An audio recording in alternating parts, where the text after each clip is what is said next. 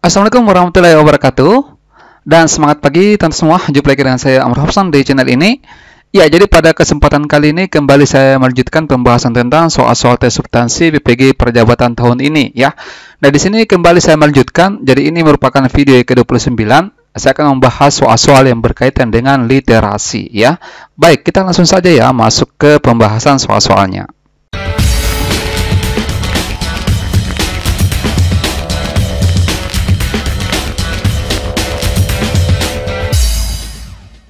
Ya, sebelumnya saya sangat berterima kasih buat teman-teman semua yang sudah setia ya menonton video di channel Ruang Tentor ini ya. Saya melihat begitu antusias apakah di YouTube itu ataupun di TikTok itu selalu menyimak dari video-video di channel Ruang Tentor. Saya mendoakan teman-teman semua bisa lolos ya menjadi mahasiswa PPG Perjabatan tahun ini ya.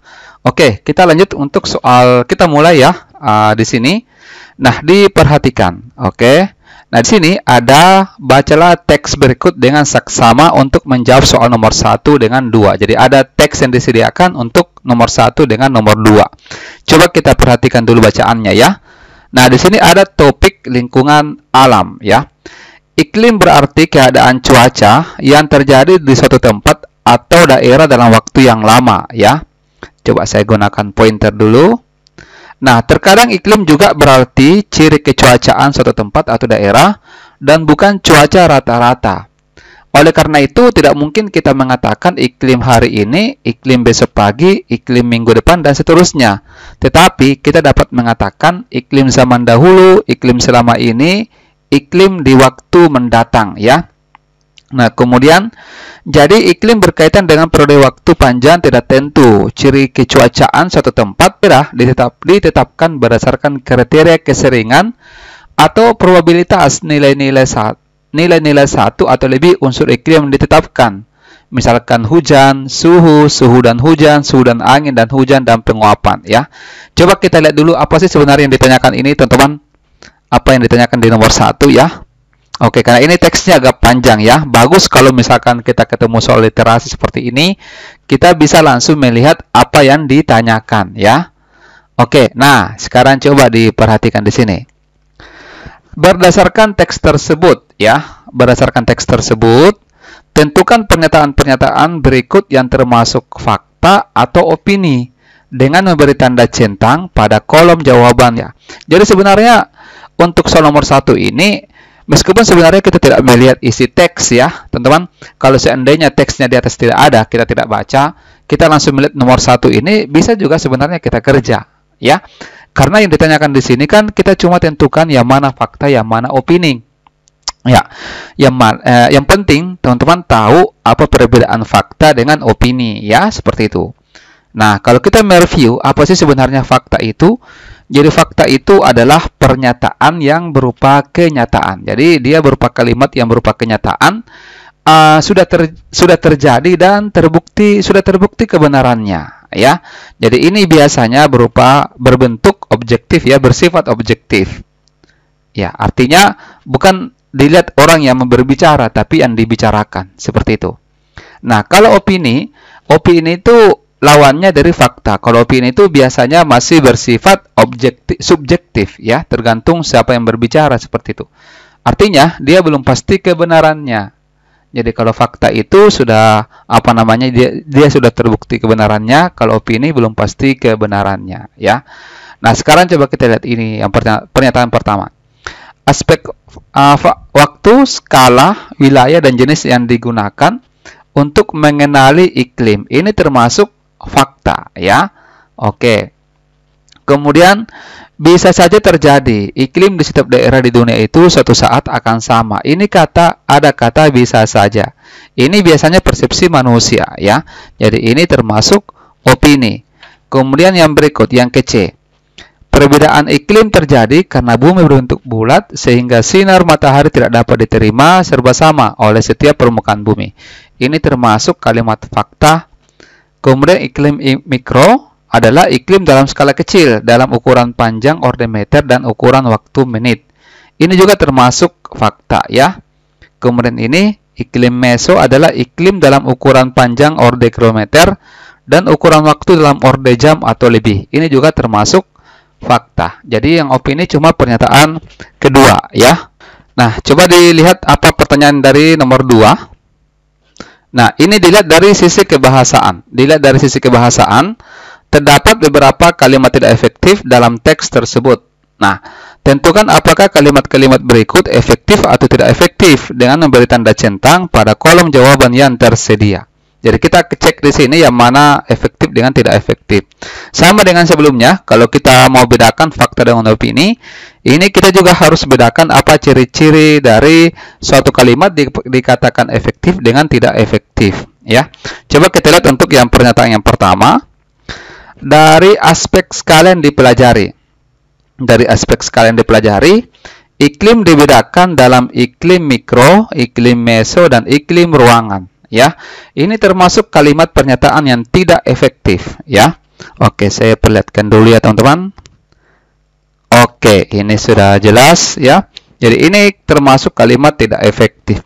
Alasannya adalah dia tidak efektif karena ada penggunaan kata yang kurang tepat, yaitu kata dalam. Nah, ini. Seharusnya ini diganti dengan kata menjadi. Jadi, saya ulangi, dari aspek skala yang dipelajari, iklim dibedakan menjadi iklim mikro, iklim meso, dan iklim ruangan. Ya, jelas ya. Nah, yang kedua, iklim sejarah adalah iklim yang penetapannya didasarkan pada cerita-cerita yang tertulis atau benda-benda sejarah. Saya rasa ini termasuk kalimat efektif. Yang ketiga, untuk mengenali tentang iklim digunakan tinjauan dari berbagai aspek, antara lain aspek waktu, skala, wilayah, dan jenis. Ya, ini termasuk kalimat yang tidak efektif. Ya, ini karena adanya kata penggunaan tentang ini. Ya, bisa juga langsung saja ya, untuk mengenali iklim digunakan tinjauan dari berbagai aspek. Ya, oke. Kemudian di sini. Yang keempat, iklim prasejarah adalah iklim zaman dahulu yang penetapannya didasarkan atas cerita-cerita sebelum adanya fakta-fakta. Ini juga termasuk kalimat yang tidak efektif. Tidak efektifnya di sini karena penggunaan kata atas ini yang tidak tepat ya. Kemudian yang kelima, iklim kuartener ditetapkan berdasarkan data-data zaman kuartener dengan menggunakan data lapisan bumi atau geologi. Ini sudah efektif ya. Oke, jadi ada 2 kalimat yang efektif, 3 kalimat yang tidak efektif. Oke, yang berikut diperhatikan. Ini untuk menjawab soal nomor 3 dan 4 ada puisi di sini ya. Cintaku jauh di pulau. Coba kita perkecil dulu ya. Oke, supaya nampak semua. Nah, ini. Judulnya di sini Cintaku jauh di pulau. Cintaku jauh di pulau, gadis manis sekarang isen sendiri. Perahu melancar, bulan memancar. Di leher ku kalungkan oleh-oleh buat si pacar. Angin membantu, laut terang, tapi terasa aku tidak akan sampai padanya. Di air yang tenang, di angin mendayu, di perasaan penghabisan segala melaju. Ajal bertahta sambil berkata, tujukan perahu ke pangkuanku saja. Ya. Nah, amboi, jalan sudah bertahun ku tempuh, perahu yang bersama kan merapuh. Mengapa ajal memanggil dulu sebelum sempat berpeluk dengan cintaku? Di sini manisku jauh di pulau, kalau ku mati dia mati isen sendiri. Ini karangan dari Khairil Anwar. Apa yang ditanyakan di sini, teman-teman? Coba kita lihat.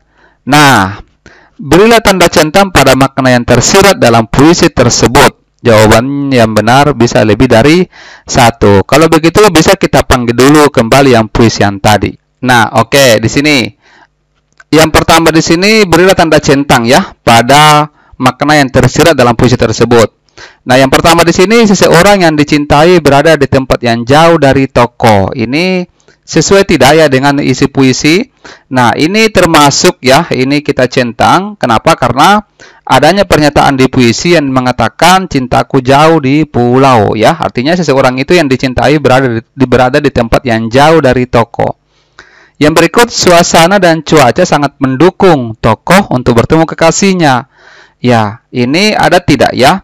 Nah, ini pernyataan kedua, ini terkandung di sini ya. Perahu melancar, bulan memancar, di leher kekalungkan oleh-oleh buat si pacar. Jadi sebenarnya ini sangat mendukung ya untuk bertemu. Yang ketiga, si tokoh sangat bahagia karena akhirnya dapat bertemu dengan kekasihnya. Ini tidak termasuk ya. Kekasih si tokoh putus asa karena kekasihnya tak kunjung menemuinya. Ya. Kemudian ini juga tidak. Yang kelima, si tokoh putus asa karena tidak dapat bersua dengan kekasih hatinya. Ini termasuk ya dalam isi teks. Isi puisi maksudnya. Yang keempat, berdasarkan puisi tersebut, apakah kelebihan dari puisi tersebut? Berilah tanda centang pada pernyataan yang menunjukkan kelebihan puisi, ya. Di sini terdapat penggunaan ritma yang membuat puisi lebih indah. Ini ya, termasuk kelebihan. Kemudian menggunakan majas hiperbola, oke. Kemudian tipografinya menarik, jumlah baris dan baitnya teratur, oke. Menggunakan diksi yang rumit sehingga sulit dipahami, ini tidak termasuk sebagai kelebihan, malah tidak sesuai ya. Kemudian isi tidak sesuai dengan judul puisi, sudah sesuai ya, ini bukan kelebihannya. Oke, jelas ya. Kita lanjut ke soal nomor 5 dan nomor 6. Ya, untuk nomor 5 dan 6 diperhatikan di sini ada isi teks Andong sebagai moda transportasi tradisional yang melegendakannya. Saya salah copy di sini ya. Nah, jika berkesempatan mengunjungi kota Yogyakarta, Anda akan menjumpai kendaraan tradisional, peninggalan leluhur yang hilir mudik saban hari di tengah jalanan yang didominasi kendaraan bermotor. Kendaraan tersebut adalah sebuah kereta beroda 4 yang ditarik kuda yang dikenal dengan andong. Andong-andong ini dapat ditemui dengan mudah di sepanjang Jalan Malioboro, Pasar Ngasem, dan di Kota Gede. Ya. Andong pada dasarnya mirip dengan kereta-kereta yang dipakai para bangsawan pada masa dahulu ataupun pada keluarga kerajaan. Hanya bentuk andong di sini lebih sederhana. Dengan menggunakan andong, orang serasa berkelana ke masa lalu. Coba kita lihat apa yang ditanyakan ya teman-teman. Ya, seperti yang saya sampaikan tadi, bagus kalau kita langsung melihat apa yang ditanyakan. Ya. Nah, di sini nomor 5, moda transportasi di Indonesia yang menggunakan bantuan tenaga kuda tidak hanya andong, ya. Kelompokkan komponen-komponen berikut sesuai dengan karakteristik masing-masing dengan cara memberi tanda centang pada kolom jawaban yang tersedia. Di sini ada beberapa komponen, kita tentukan yang mana andong, yang mana transportasi lain. Ternyata ada transportasi lain yang dibahas di teks di sini, ya, yaitu di paragraf di sini. Nah, di sini dikatakan andong sebenarnya bukanlah satu-satunya moda transportasi yang menggunakan bantuan tenaga kuda, ya. Di tempat lain kita juga bisa menjumpai moda transportasi serupa, yaitu dokar, bendi ataupun sado. Bedanya jika dokar, bendi dan sado memiliki 2 roda dan diameter besar, andong memiliki 4 roda dengan diameter kecil di depan dan 2 roda berdiameter besar di bagian belakang. Ya. Tunggu dulu, apa sebenarnya yang ditanyakan ya? Oh, yang tadi itu yang ditarik 2 kuda. Kalau ditarik 2 kuda ya.